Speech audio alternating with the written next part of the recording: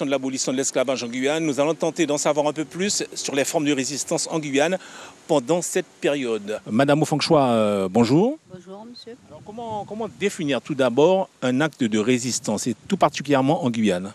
Alors, les actes de résistance dans toutes les colonies, actes de résistance à l'esclavage, ce sont les postures et les actions intentées par les esclaves pour s'opposer ou pour refuser l'oppression qui pèse sur eux au quotidien. Et ces mêmes actes et ces mêmes postures visent également à ralentir la production et à enrayer la production. Alors pour certains historiens, la seule forme de résistance en Guyane, c'était le marronnage, alors que pour vous, non. Alors, en fait, c'est un parti pris qui a longtemps existé, parce que les historiens se sont beaucoup intéressés au marronnage, parce qu'effectivement, c'est une des formes de résistance qui est la plus spectaculaire.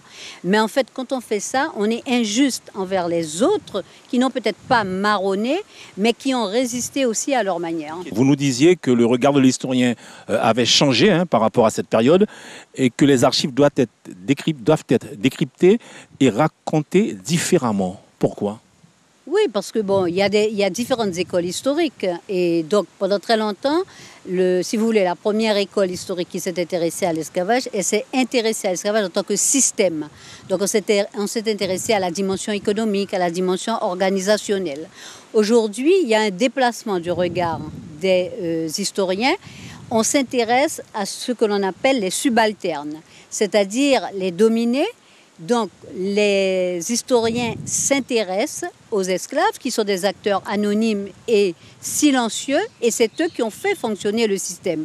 Donc maintenant, il s'agit d'essayer de percer le vécu et la réalité de cette partie de la population. Depuis quelques années, l'association Copena rend régulièrement hommage aux héros de la liberté, tels que Pompéi, Simon, Adom, des résistants quand même peu connus de la population, alors qu'en Guadeloupe, Delgrès est présent dans la mémoire collective.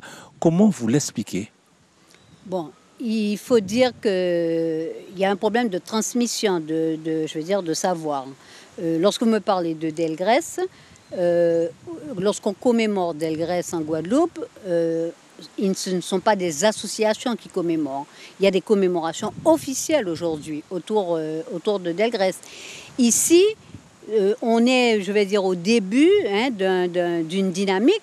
Bon, cette dynamique, elle doit s'amplifier, mais pour qu'elle puisse s'amplifier, il faut qu'il y ait une meilleure transmission du savoir historique sur tous ces aspects-là. Les résistances ont été les mêmes en Guadeloupe, en Martinique et en Guyane? Oui, les êtres dominés résistent tous de la même manière, donc il n'y a pas de différence. C'est toujours les mêmes formes. On s'enfuit, ça c'est le plus spectaculaire, c'est le marronnage. Vous avez les coups et blessures sur les maîtres, vous avez les empoisonnements sur le bétail et sur les maîtres. Vous avez également les assassinats, les meurtres par exemple. On a des exemples dans l'histoire de la Guyane. Donc grosso modo, c'est toujours les mêmes formes que les gens utilisent pour pouvoir effectivement s'opposer à ce système. Merci Lydie Ofangchois de vos précisions historiques et de votre éclairage.